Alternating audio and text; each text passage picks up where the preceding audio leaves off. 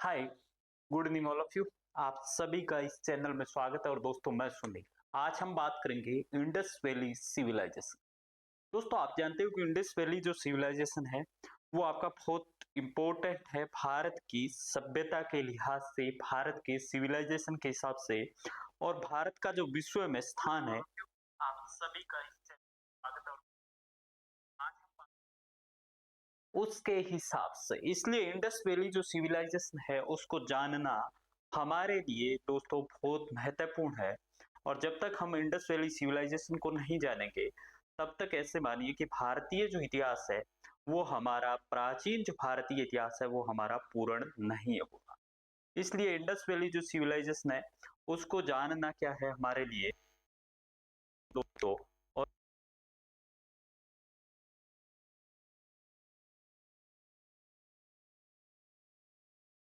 अब दोस्तों देखिए, इंडस वैली सिविलाइजेशन की बात करें उससे पहले हम ये जाने कि वास्तव में जो सिविलाइजेशन है वो क्या होता है। वास्तव में जो सिविलाइजेशन होता है वो आपका क्या होता है। दोस्तों मैं सिविलाइजेशन की बात करूं तो आप देखेंगे कि सिविलाइजेशन का मतलब होता है सभ्यता। सिविलाइजेशन जो है उसका मतलब होता है आपका सभ्यता।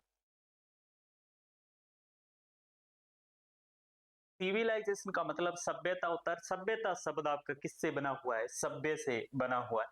सभ्यता जो शब्द है वो आपका सभ्य से बना हुआ है। सभ्य क्या होता है कि सभ्य का मतलब, सभ्य और असभ्य दो आपके वर्ड होते हैं। सभ्य का मतलब होता है कि जब मनुष्य जब मनुष्य आपके मानवीय व्यवहार के अनुकूल आपका आचरण करता है, क्रियाकलाप करता है, तो वो क्या कहलाता है? सभ्य कहलाता है। जब मानवीय व्यवहार है उसमें क्या है दोस्तों कि आप जानते हो कि एक मानव होता है और दूसरा आपके पशु या जानवर होते हैं। जब कोई मानवीय व्यवहार होता है तो उसके अनुसार, जब कोई मानवीय व्यवहार के अनुसार जो मानव व्यवहार करता है तब उसको क्या कहा जाएगा? सभ्य। क्या सभी मानव सभ्य होते हैं? दोस्तों नहीं। जब हम बात करते हैं पेलियोलिथिक एज की, पाषाण काल की, मेसोलिथिक एज मतलब मध्य पाषाण काल की, तो वहां पे देखते हैं कि जिस प्रकार से पशु आपका विचरण कर रहे हैं उसी प्रकार से मानव विचरण कर रहा है। जिस प्रकार से पशु जो है वो एक दूसरे को मार के खा रहे हैं उसी प्रकार से मानव आपको मार के खा रहे हैं। जिस प्रकार से पशु आपके नदी घाटी और जंगलों में निवास करते थे वैसे ही मानव निवास करता था।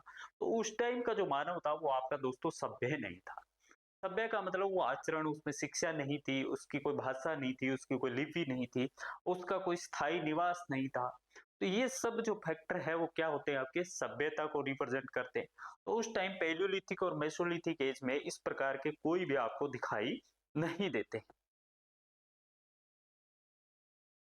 तो ये जो आपको दिखाई नहीं देते हैं, इससे क्या मान के चलते हो आप कि उस टाइम मनुष्य सभ्य नहीं था।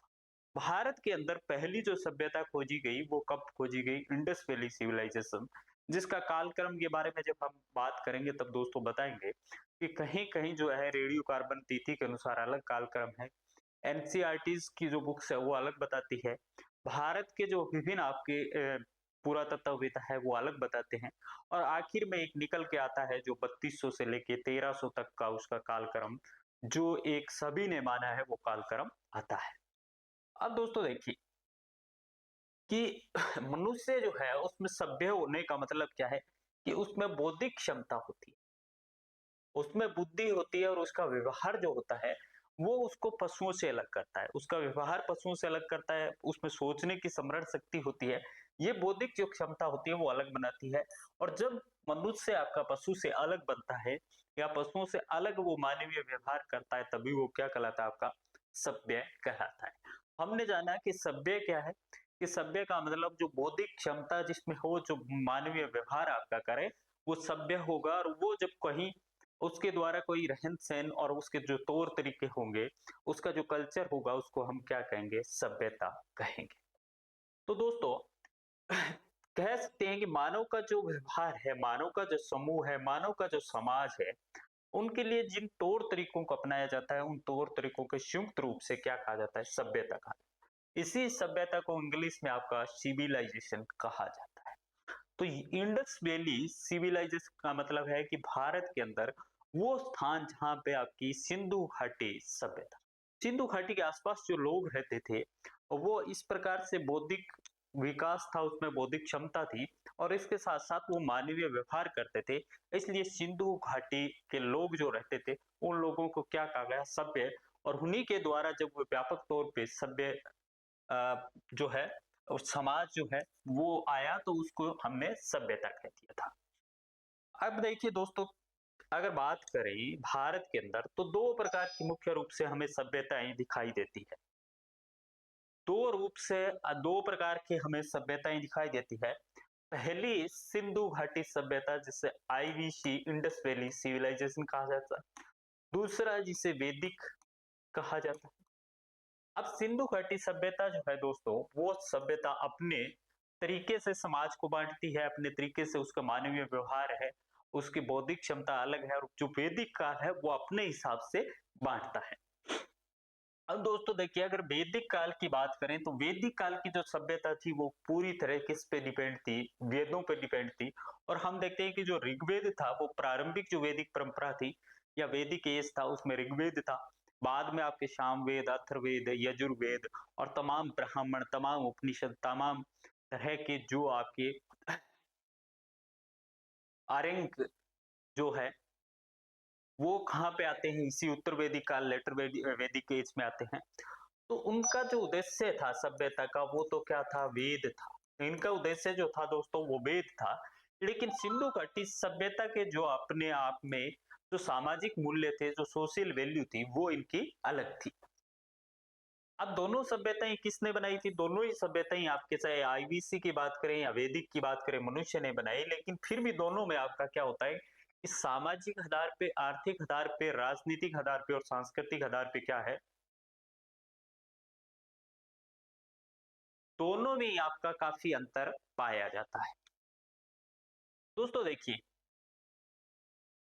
कि सभ्यता कोई भी हो, उसका क्या होता है दोस्तों, एक ही उद्देश्य होता है, वो होता है समाज को सुव्यवस्थित तरीके से चलाना। सभ्यता का क्या मतलब होता है कि समाज जो है हमारा, वो समाज क्या हो, सुव्यवस्थित हो। अब वो अलग अलग हो सकता है आपका, अब वो अलग अलग हो सकता है, आईबीसी में अलग सामाजिक मूल्य थे और आपका वैदिक पीरियड में अलग वेदों के हिसाब से थे। लेकिन कुल मिला के जो आपकी सभ्यता जी थी या सिविलाइजेशन जो था, उसका उद्देश्य क्या था कि सुव्यवस्थित तरीके से समाज को चलाना। दोस्तों इन दोनों ही सभ्यताओं के बीच का अंतर समझ के हम ये जान सकते हैं कि मनुष्य सभ्य रहने के लिए किसी भी तौर तरीके का प्रयोग कर सकता है, और वो जिन तौर तरीकों का प्रयोग करता है उसे संयुक्त रूप से सभ्यता कहा जाता है। दोस्तों आप देखिए, इससे आपके एक चीज बिल्कुल क्लियर हुई होगी कि उसके जो तौर तरीके हैं वो कोई प्री डिफाइन तौर तरीके नहीं है हमारे पास में। मनुष्य जो है उसके कोई प्री डिफाइन तौर तरीके नहीं है। वो अपने हिसाब से क्या कर सकता है, अपने तरीके जो है उसको काम में ले सकता है, अपने तरीके जो है वो अपने अलग अलग तरीके हैं उसके, और उसी हिसाब से वो क्या कर सकता है, अपने तौर तरीके अपना सकता है। लेकिन अल्टीमेट या एट लास्ट उसका जो उद्देश्य है वो है कि सुव्यवस्थित तरीके से समाज को चलाना। तो आपने सभ्यता के बारे में दोस्तों आपका क्लियर हो गया होगा। अब यहाँ पे क्वेश्चन ये आता है कि जितनी भी प्राचीनतम सभ्यताएं थी, जितनी भी प्राचीनतम सभ्यताएं थी, चाहे आप मिस्र की देख लीजिए, चाहे मेसोपोटामिया की देख लीजिए, चाहे भारत की जो सिंधु घाटी सभ्यता है उसको देख लीजिए, सभी सभ्यताएं हैं दोस्तों वो कहाँ पे आई, आपकी नदी घाटी के किनारे पर। तो अब पहला क्वेश्चन जो है ये हमारा यही आता है कि ऐसा कौन सा रीजन था कि प्राचीन जो भी सभ्यताएं थी, चाहे वर्ल्ड की बात करें चाहे भारत की बात करें, तो वो इन नदी घाटियों के किनारे ही आपकी क्यों पनपी? तो इसका एक रीजन है दोस्तों। इसका रीजन है कि ये जो परिस्थितियां थी, ये जैसे नदी घाटी है तो इसके अनुकूल यहाँ पे परिस्थिति थी। पहली तो यहाँ पे क्या थी, उपजाऊ भूमि थी जिस पर आसानी से मानव जो है वो खेती कर सकता था। और वहां पे हम देखते हैं कि बाढ़ आती है, नदी के आसपास जो है वो बाढ़ आती है या नदियों में बाढ़ आती है, उससे क्या होता है कि हर साल एक नई उर्वरा शक्ति अर्थात बाढ़ जब आती है तो नई मिट्टी अपने साथ लेती है, लाती है, जिससे क्या होती है, उर्वरा शक्ति जो है वो बढ़ती है। और इससे क्या होता है कि अनाज पैदा अधिक होता है और भूमि जो है उसकी उर्वरा शक्ति बनी रहती है। और मानव क्या करता था, हमने देखा एग्रीकल्चर करने लग गया था नवपाषाण काल में आपके। तो इसीलिए यहाँ पे एक तो नई मिट्टी मिलती थी उसको, दूसरा उसको पानी मिल जाता था। तो इसीलिए जो है इसके आसपास आपकी कोई भी सभ्यता होगी वो कहाँ पे पनपेगी, नदी घाटी के आसपास पनपेगी। दूसरा देखिए दोस्तों कि बाढ़ के पानी की निकासी, नहरों का निर्माण और बांधों के निर्माण हेतु सहकारिता और उन्नत संगठन की आवश्यकता होती है। मनुष्य जो था, बाद में मनुष्य ने नदी को एक अन्य लाभ के लिए भी काम में लिया था, जिससे ट्रांसपोर्ट जो है वो किससे करता था, वो नदी से करता था, यातायात करता था।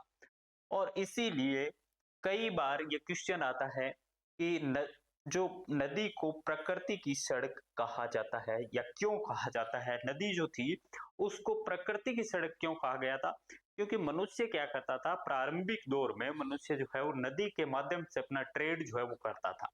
तो नदी घाटी के किनारे बसने का या विकसित होने का रीजन ये था, पहला तो कि मिट्टी मिलती थी, दूसरा उसको पानी मिलता था, तीसरा अगर उसके पास अधिशेष कोई भी है, अधिशेष चाहे अन्न है या कोई और उसके पास पदार्थ है, तो वो एक स्थान से दूसरे स्थान पे ट्रांसपोर्ट जो है वो वहां पे नदियों के माध्यम से कम खर्चे के अंदर और जल्दी कर लेता था।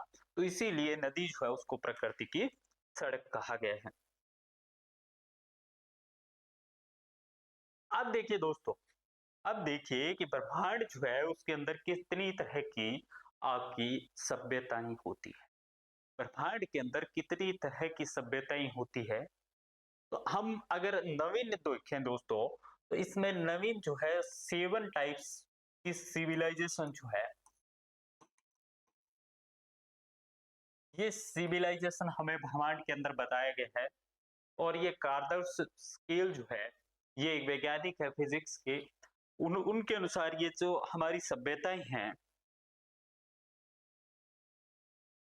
ये इन्होंने क्या बताया, उन्होंने 7 टाइप बताए हैं। सिविलाइजेशन जो है वो 7 टाइप की उन्होंने 3 टाइप की बताई है, लेकिन बाद में अब वैज्ञानिक जो है इसको 7 टाइप तक ले गए हैं। तो 7 टाइप जो है ये आज के दौर में अगर पूछा जाए तो 7 टाइप तक ब्रह्मांड की सभ्यता को लेके गए थे।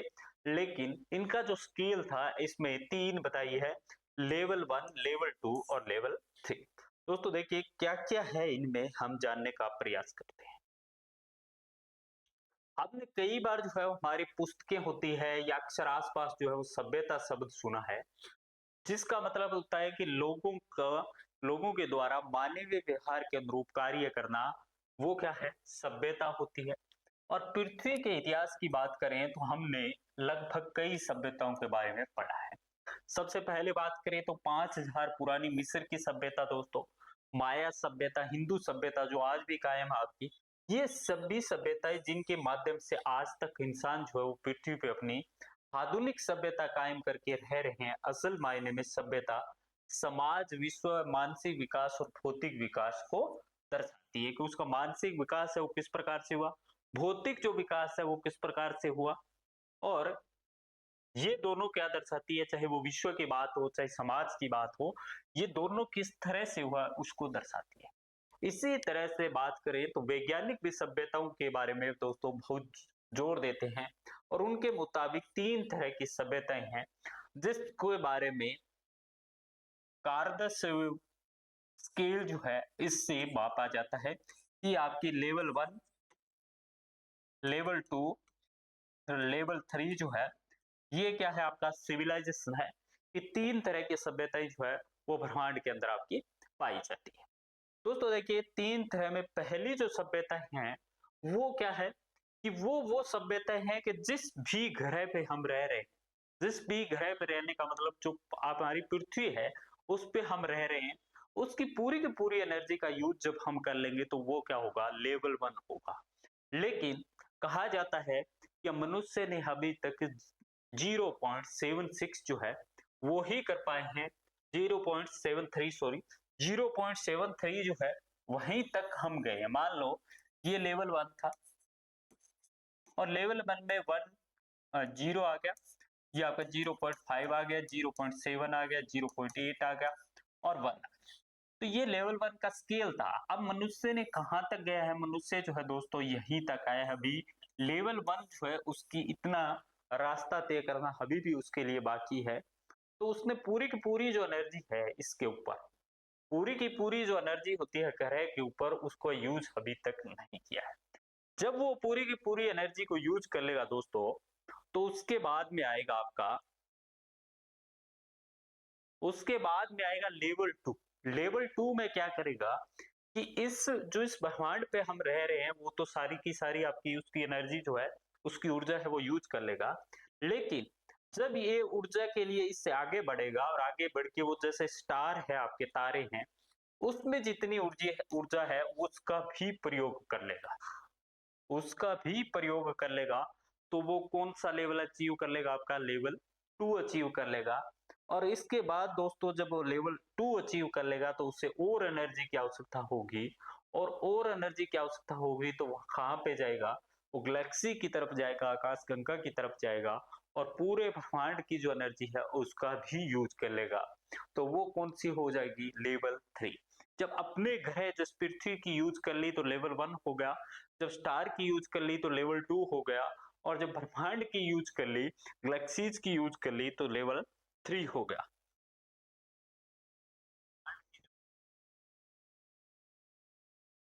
अब आप देखिए कि इसके बाद भी यहाँ तक जो है कार्दल्स के स्केल जो है उसने 3 तरह की लेवल बताई है, 3 लेवल बताए हैं।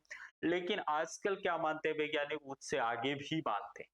उससे आगे उन्होंने लेवल 4 बताया, जब लेवल 4 आपका पूरा हो जाएगा तो लेवल 5 हो जाएगा, तो लेवल 6 हो जाएगा, तो लेवल 7। लेकिन हमारे लिए देखने वाली बात है कि अभी तक हम लेवल 1 भी अचीव नहीं कर पाए हैं।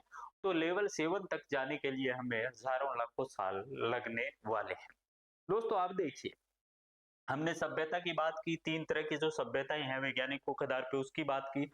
फिर जो नए वैज्ञानिक उन्होंने कर्म किया है या उसको डिवाइडेशन किया है, उसमें 7 टाइप से उसकी बात की। अब दोस्तों देखिए कि हम बात करते हैं नगरीकरण की, और ये नगरीकरण की बात हम क्यों कर रहे हैं? हम जानते हैं कि जब हम इंडस वैली सिविलाइजेशन को रीड करते हैं, उसको पढ़ते हैं, तो 2 शब्द हमारे सामने आते हैं। पहला आपका आता है सभ्यता, दूसरा आता है नगरीकरण। हम पढ़ते हैं कि जो इंडस वैली सिविलाइजेशन थी वो किस टाइप की थी? नगरीकरण की थी। तो अब इससे पहले हमें नगरीकरण या अर्बनाइजेशन जो होता है उसको जानना बहुत जरूरी है। दोस्तों नगरीकरण का अर्थ क्या है, परिभाषा क्या है, और नगर जो होता है उसकी विशेषताएं क्या होती है? देखिए, अगर दोस्तों बात करें तो पहले हम नगरीकरण को जानते हैं कि ग्राम से जब नगर बनने की प्रक्रिया होती है उससे क्या कहा जाता है? नगरीकरण या शहरीकरण। ये आपका छोटा सा गांव था, दो मान लो तीन ये सॉरी, ये आपका छोटा सा गांव है, और इससे कन्वर्ट होके ये बड़ा क्या बन रहा है? आपका शहर बन रहा है, नगर बन रहा है। लोग यहाँ से माइग्रेट करके और कहाँ जा रहे हैं? वहां जा रहे हैं, वहां पे उद्योग धंधे हैं, वहां पे रोजगार के अधिक साधन है, सुख सुविधाएं अधिक है। तो ये प्रक्रिया जो है, जब पहले गांव होता है और उससे कोई शहर बनता है, तो ये क्या होता है? नगरीकरण होता है। अब हमारे सामने दोस्तों एक बात आती है कि हम ये मानते हैं कि गांव जो होता है वो छोटा होता है और शहर जो होता है उसका आकार बड़ा होता है। तो हमारे दिमाग में एक चीज आती है कि कहीं ना कहीं जनसंख्या जो है वो माइग्रेट करेगी कि किसकी तरफ? आपकी शहर की तरफ, जो रूरल से अर्बन की तरफ माइग्रेट करेगी। तो जनसंख्या जो है, पॉपुलेशन है, उसमें आपकी वृद्धि होगी, और जब एक स्थान की पॉपुलेशन कम और दूसरे स्थान की ज्यादा हो तो हम उसे शहर कह देते हैं, नगर कह देते हैं। जबकि ये परिभाषा दोस्तों आपकी गलत है, क्योंकि जनसंख्या जो है वो आपका नगरीकरण का घोतक नहीं है, नगरीकरण की परिभाषा आपकी नहीं है। ये आपको ध्यान में रखना है। दोस्तों कह सकते हैं कि नगरीकरण उसको नहीं कहा जाता। नगरीकरण का तात्पर्य उन स्थानों से है जहां नगर बनने की प्रोसेस चल रही है। कि नगरीकरण किसको कहा जाता है? कोई नगर बन गया उसको नगरीकरण नहीं कहा जाएगा। जब कोई गांव है और गांव से धीरे धीरे वो आपका कन्वर्ट हो रहा है तो उसको क्या कहेंगे? नगरीकरण कहेंगे। इसको और अच्छे तरीके से जानने के लिए विद्वानों ने अपनी परिभाषाएं दी है। उन विद्वानों की परिभाषाओं पे हम गौर करते हैं और जानते हैं कि नगरीकरण एक्चुअल में है क्या। दोस्तों जब बात करते हैं तो हम जानते हैं कि श्रीनिवास जो है एक इतिहासकार थे, उन्होंने नगरीकरण के संबंध में बताया था कि नगरीकरण से तात्पर्य केवल सीमित क्षेत्र में जनसंख्या वृद्धि से नहीं होता है, बल्कि सामाजिक आर्थिक संबंधों में अगर आपका परिवर्तन आता है तो वो क्या दर्शाता है? नगरीकरण। श्रीनिवास के अनुसार केवल जनसंख्या बढ़ना ही नगरीकरण को परिभाषित नहीं करता है, बल्कि वहां पे समाज जो है और उसमें परिवर्तन आएगा। जैसे शिक्षा हुई, तो शिक्षा से क्या होगा कि समाज जो है वो परिवर्तन होगा। शिक्षा से तमाम तरह की चीजें जो है हमें परिवर्तन देखने को मिलेगा। जो हम कह सकते हैं कि औरत में या पुरुष या महिला में उसको आजादी देखने को मिलेगी, वो कहीं ना कहीं आपकी जॉब कर रही होगी। तो ये तमाम चीजें जो है वो सामाजिक परिवर्तन है। आर्थिक परिवर्तन का मतलब है कि लोग जो है उसका रहन सहन बढ़ेगा। लोग पहले कोई व्यक्ति खेती करता था, अब वो क्या करने लग गया, कोई ना कोई धंधा करने लग गया या कोई व्यापार करने लग गया। तो आर्थिक परिवर्तन भी हमें दिखाई देते हैं। तब हम उसको क्या कहते हैं, नगरीकरण कहते हैं। इसी प्रकार से दूसरे विद्वान किंग्सले डेविस के अनुसार नगरीकरण क्या है, एक दोस्तों निश्चित प्रक्रिया है और परिवेश का वह चक्कर है जिसमें कोई समाज खेती हर से औद्योगिक में परिवर्तन होता है। ये क्या कहते हैं कि एक निश्चित प्रक्रिया है जिसमें पहले क्या होता है कि कोई आपका होगा वर्ग, वो खेती करता है और बाद में वो क्या करने लग जाता है आपका, बाद में आपका वो औद्योगिक गतिविधियों में शामिल हो जाता है। तो ये क्या है आपकी, ये क्या है दोस्तों, नगरीकरण। तीसरा इसमें आता है मोरविन ओल्सन के अनुसार कि नगरीकरण एक ऐसी प्रक्रिया है जिसके अंतर्गत एक समाज के समुदाय के आकार और शक्ति में वृद्धि होती है। इसके अंदर क्या होता है, एक समाज के समुदाय के आकार में वृद्धि होती है, आकार बढ़ता है उसका और उसकी शक्ति में वृद्धि होती है। दोस्तों अब नगरीकरण की अगर बात करें तो कुछ परिभाषाएं जो है वो और भी होती है। पहली, जैसे उद्योगों का केंद्रीकरण बड़े नगरों में दृष्टिकोण होता है। जैसे ये नगर है आपका, तो उद्योग जो है वो कहाँ पे होंगे, गांव में नहीं होंगे बल्कि नगरों में होंगे। नगरीकरण नगर बनने की प्रक्रिया है। मान लो ये विलेज है आपका और इससे धीरे धीरे क्या हो रहा है, ये नगर बन रहा है, तो इसको नगरीकरण, ये इसकी विशेषता होती है। नगरीकरण की प्रक्रिया में नए नगर बनते हैं और महानगरों की उत्पत्ति होती है। अब इससे क्या होता है कि और बड़ा आपका जो है महानगर का निर्माण हो रहा है, ये भी इसकी एक विशेषता है। कम स्थान में अधिक व्यक्ति निवास करते हैं, ये भी होता है। नगरीकरण की प्रक्रिया के दौरान नगरों में निवासरत व्यक्ति नगरीकरण जीवन शैली को आत्मसात कर लेते हैं। कि जैसी नगरीकरण की जीवन शैली है वैसी की वैसी वो अपना लेते हैं। तो ये भी क्या है आपका दोस्तों, एक नगरीकरण की परिभाषा है। इसी तरीके से शिक्षित संख्या का अनुपात जो है वो ग्रामीण क्षेत्रों से अधिक होता है। मीन साक्षरता रेट जो है, लिटरेसी रेट जो है, ये लिटरेसी रेट आपका क्या होता है, यहाँ पे ज्यादा होता है। भिन्न भिन्न संस्कृतियां होती हैं वहां पे, भाषा होती है और धर्म के लोग वहां पे रहते हैं, ये भी नगरीकरण किया। और औद्योगिकरण की प्रक्रिया जो है वो आपकी होने लग जाती है। ये नगरीकरण की आपकी क्या है, परिभाषा है। तो हमने अलग अलग टाइप से नगरीकरण जो है उसकी परिभाषा जानने की कोशिश की। और नगरीकरण के संबंध में दोस्तों एक व्यक्ति थे, एक विद्वान थे जिनका नाम है V garden child. V garden child है जो इनका सिद्धांत जो है नगरीकरण के संबंध में दोस्तों वो सबसे महत्वपूर्ण माना जाता है। नगरीकरण को परिभाषित करने का पहला प्रयास कौन करते हैं, वी गार्डन चाइल्ड करते हैं। इन्होंने 1950 में ये सिद्धांत दिया था नगरीकरण के संबंध में, और चाइल्ड ने नगर को सामाजिक विकास के क्रम में एक नई आर्थिक व्यवस्था के रूप में परिभाषित किया और उन्होंने नगरीकरण को एक क्रांति की संज्ञा दी थी। तो यहाँ से दो तीन क्वेश्चन जो दोस्तों आपको देखने को मिल सकते हैं। पहला तो ये है कि नगरीकरण की सबसे पहले परिभाषा 1950 में किसने दी थी, तो गार्डन चाइल्ड ने दी थी। इन्होंने ये कहा था कि ये आपका सामाजिक विकास के क्रम से नई जो आर्थिक व्यवस्था है उसमें परिवर्तित होता है और ये क्रांति होती है। उन्होंने कहा कि जिस प्रकार से आपका पाषाण काल था वो किसमें परिवर्तन हुआ, नवपाषाण काल में हुआ। जो आपका पेलियोलिथिक से फिर मेसोलिथिक, मेसोलिथिक से आपका नियोलिथिक में जाता है। उसी प्रकार से नगरीकरण भी आपका क्या है, सदियों से चली आ रही प्रक्रिया है जो सामाजिक और आर्थिक परिवर्तनों का परिणाम दिखाती है। चाइल्ड जो है दोस्तों उसने 10 अमूर्त आपके जो दिखाई नहीं देते ये विशेषताएं बताई।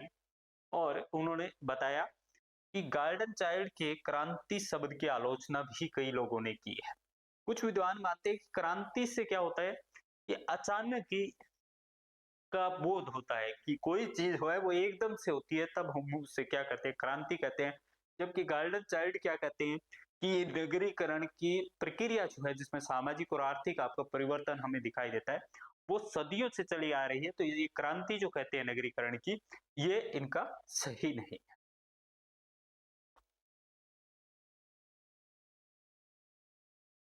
अब दोस्तों देखिए, वी गार्डन चाइल्ड के 10 नियम जो है नगरीकरण के संबंध में, वो क्या है? पहला कि विश्व के सबसे पहले नगर गांव से अधिक सघन जनसंख्या वाले हैं। कि विश्व के सबसे पहले जो नगर है वो क्या है? गांव से अधिक जनसंख्या वाले हैं। ये इनकी एक विशेषता है। नगरीकरण जनसंख्या में कुछ आपके किसान होंगे, कुछ पशुओं की उपस्थिति दिखाई देगी, लेकिन मूलतः वहां पे लोग जो है वो पूर्णकालीन आपके या तो कोई शिल्पकार होगा, या कोई व्यापारी होगा, या कोई यातायात कर्मी होगा, या पुरोहित वर्ग दिखाई देता है। तीसरा दोस्तों ये कहते हैं कि किसानों के पास जो हदिशेष मीन्स उत्पादन क्या होता है, कि कोई भी फसल का जितना उत्पाद हुआ, उसमें से उसके यूज यानी खाने के लिए जो उसने रख लिया, और उसके बाद जो एक्स्ट्रा बचता है उससे क्या, उसे क्या कहते हैं? अधिशेष कहते हैं। वो भेंट के रूप में शासन करने वाले एक वर्ग को कर देता है। ये इसकी परिभाषा है। इसी प्रकार से भव्य जो आपकी सामाजिक भवनों का निर्माण होता है, वो भी दोस्तों क्या है? इसका एक परिभाषा के रूप में मान सकते हैं। इसी प्रकार से भव्य सामाजिक निर्माणों का, नगरों का हॉलमार्क जो है, ये कुलीन वर्ग के हाथों में सामाजिक अधिशेष का केंद्रीकरण नगरों में दिखाई देता है। इसी प्रकार से शासक वर्ग और समाज की शीश हिस्से के बीच में एक विशेष प्रकार का संबंध जो है वो दिखाई देता है। ये कहता है कि लेखन और अंक जनित संकेत रिकॉर्ड रखने के लिए आविष्कार जो है वो होता है, कि ये कहते हैं कहीं ना कहीं या तो कोई संकेत होगा, या लेखन कला वहां पे मौजूद मिलेगी। लेकिन जब आप सिंधु घाटी सभ्यता के बारे में दोस्तों बात करेंगे, आपके सामने ये एक चीज आएगी कि आप कहोगे कि उसमें तो लिपि जो थी वो पढ़ी नहीं गई है। फिर हम कैसे कह सकते हैं कि वो एक आपकी जो नगरीकरण सभ्यता थी? तो ये दोनों बातें करता है दोस्तों यहाँ पे, ये संकेत की भी बात करता है और लेखन की भी आपकी बात करता है। अब इसने ये कहा है कि लेखन को आविष्कार के द्वारा अंकगणितीय, ज्यामितीय, खगोल और कैलेंडर के निर्माण जैसे व्यवहारिक जो विज्ञान है उसका भी आविष्कार वहां पे हुआ होना चाहिए। ऐसी जो ऐसी जो जगह है उसको क्या कहेंगे? नगरीकरण कहेंगे। अमूर्त विचार और उत्कृष्ट शैलियां कलात्मक अभिव्यक्ति पाने लगी। नगरों का तात्पर्य लंबी दूरी के व्यापार और व्यवसाय से भी था, कि लंबी दूरी के जहाँ पे दो दो ऐसे स्थान जिसके बीच में व्यापार होता था उसको भी हम क्या कहते थे? नगर कहते थे। और एक निश्चित भूमि से जुड़ा हुआ सैक उत्तरीय जो सामाजिक संबंधों से नहीं होता है, बल्कि इसमें क्या होता है कि विभिन्न प्रकार के जो आपके क्या होते हैं, सामाजिक संबंध है वो आपको दिखाई देते हैं। तो इस प्रकार से वी गाइड चाइल्ड जो है उसने 10 परिभाषाएं देने का प्रयास किया है, और 10 परिभाषाओं के माध्यम से हमें ये बताने का भी प्रयास उन्होंने किया है कि एक्चुअल में नगरीकरण है क्या। दोस्तों देखिए, अब वी गाइड चाइल्ड के बाद में आपकी कुछ और विद्वान जो है वो नगरीकरण के संबंध में क्या बातें बताते हैं उसको भी जान लेते हैं। दोस्तों देखिए, पहली इसमें 3 धाराएं आपकी आती है, पहली, दूसरी और तीसरी। पहली धारा कहती है कि उसमें लिपि होगी या लेखन होगा, वहां पे भव्य स्थापत्य कला होगी और सघन जनसंख्या होगी। अगर ये 3 चीजें कहीं पे है तो वो क्या है? आपका नगर है। कि वहां पे कोई लिपि है, वहां पे कोई लेखन कला है, वहां पे कोई भव्य स्थापत्य कला है और सघन जनसंख्या है, तो वो क्या है आपका? वो क्या है आपका? नगर है। दूसरी ये कहती है कि बस्ती का आकार, स्थापत्य जिसमें सुरक्षा, दीवारें, पत्थर, ईंटों का प्रयोग, माप तोल आदि है, तो वो क्या है? आपकी नगरीकरण। और तीसरी कहती है कि अधिक अमूर्त विशेषताओं पर केंद्रित सांस्कृतिक, जटिल, प्रभावशाली राजनीतिक नियंत्रण जहाँ पे है वो क्या है? आपका नगरीकरण है। दुनिया में आपके पुराने नगरों से संबंधित जो धारणाएं विद्यमान है, उसमें दोस्तों विद्वान अलग अलग प्रकार की धारणाएं प्रयोग में लेते हैं। कि जो पुराने नगर है उसमें कुछ, अगर सिंधु घाटी सभ्यता की बात करें तो कुछ क्या कहते हैं? कुछ कहते हैं कि ये ग्रामीण सभ्यता थी, नगर जैसी कोई विशेषता ही नहीं थी। कुछ जो है कहते हैं कि ये नगरीकरण था। तो इस प्रकार से पुराने जो शहर है उसमें हमेशा हमारे जो विद्वान होते हैं उनके बीच में अलग अलग मत जो है वो हमें दिखाई देते हैं। चाइल्ड जो है, चाइल्ड ने जीवन निर्वाह पद्धति अर्थात खाद्य है, विशेष उत्पादन, ताम्रकालीन तकनीक, यातायात के चक्के वाले वाहनों का और जहाज का प्रयोग, हल के प्रयोग जो है इसको महत्व दिया है। मेक एंडसम ने सामाजिक कारकों पर बल दिया है। डीनियर रखोबर्ग ने नगरों के उद्भव में राजनीतिक कारकों को महत्व होती है, तो ये भी आपको ध्यान में रखना है कि किसने, इन तीनों ने किस किस आधार पे दिया। तो रखोबर्ग ने नगरों के उद्भव में राजनीतिक जो महत्व है, राजनीतिक जो चीजें हैं, उसको अधिक महत्व आपका दिया है। इसी प्रकार से मैक एडसम जो है, मैक एडसम 1964 और 1968, इन्होंने कहा है कि गांव और नगर दो अलग अलग इकाइयां नहीं है, बल्कि एक ही है। आपका ये गांव और आपके ये नगर दो अलग अलग नहीं है, बल्कि एक ही है। और इनके बीच में क्या है, अंतर संबंधित इकाइयां हैं, कि एक दूसरे से क्या है, इनका संबंध दिखाई देता है। नगरों का विकास जो है, मैक एडसम के अनुसार, वो किस पर निर्भर करता है, गांवों पे। और गांवों का जो अधिशेष होता है, मीन्स उत्पादन का जो एक्स्ट्रा उत्पादन होता है, उससे क्या होता है, उस अधिशेष से ही किसका निर्माण होता है दोस्तों, वो आपके नगरों का निर्माण होता है। इसी प्रकार से रखोबर्ग जो है 1964 में, इन्होंने कहा था कि नगरों के इतिहास में विभिन्न साम्राज्यों के, नगरों के इतिहास में विभिन्न जो साम्राज्य है, उसके उत्थान और पतन के बीच में गहरे अंतर संबंध को रेखांकित किया है। कि सामाजिक संगठनों का संचालन तथा व्यापार और व्यवसाय के लिए आवश्यक स्थायित्व है, प्रभावशाली राजनीतिक नियंत्रण, और नगरों के मध्य कुलीन वर्ग निवास करता है। इस कारण से वहां पे राजनीतिक निर्णय और योजनाएं बनती है। दरअसल नगरों का उद्भव जो है, वो ग्रामीण और नगरीय दोनों प्रकार के मानवीय वास के लंबे इतिहास का एक हिस्सा है। नगरीकरण की कहानी जो दोस्तों, वो बढ़ती सांस्कृतिक जटिलता, फैलते हुए खाद्य संसाधन, तकनीक विकास, सुलभ विशेषताएं, सामाजिक जो श्रेणीकरण है, जो समाज का श्रेणीकरण है, राजनीतिक संरचना के विकास से जुड़ी हुई रहती है। और बाद में जाके इसी जो नगरीकरण को है, हम किसकी संज्ञा दे देते हैं, राज्य की संज्ञा दे देते हैं। तो कहीं ना कहीं नगर जो है बाद में क्या बनाते हैं, आपके स्टेट का निर्माण करते हैं। तो आई होप आज के इस लेक्चर में दोस्तों आपको ये चीजें क्लियर हो गई होगी कि नगरीकरण किसको कहा जाता है, नगरीकरण कैसे होता है। अगर सिंधु घाटी सभ्यता के संबंध में वी गाइडचाइल्ड और रकोबर्ग और जो विद्वान है, उनका कंपैरिजन करके देखें, तो क्या ऐसे ऐसी कौन कौन से ऐसी विशेषताएं पाई जाती है जो वो सिंधु घाटी या इंडस वैली सिविलाइजेशन जो है वो कंप्लीट करता है। और हमने बात की थी सभ्यता की, सभ्यता में आज के दौर में 7 जो सभ्यताएं थी उसकी बात की, उसमें से 3 जो सभ्यताएं हैं स्केल के आधार पे, वो अभी जो विद्वान ने बताई है उसकी भी बात की थी। तो आई होप जो बेसिक जो एक स्ट्रक्चर है इंडस वैली सिविलाइजेशन का, जिसमें 2 शब्द आपके बार बार आते थे कि सभ्यता क्या है, शहरीकरण क्या है, नगरीकरण क्या है, वो दोनों में भी आपके अच्छी तरह से क्लियर हो गई होगी। तो इससे आगे जब हम सिंधु इंडस वैली सिविलाइजेशन को शुरुआत करेंगे, तो ये बेसिक कंसेप्ट हमारे क्लियर होंगे, तो इंडस वैली सिविलाइजेशन को अच्छी तरह से हम जान सकते हैं।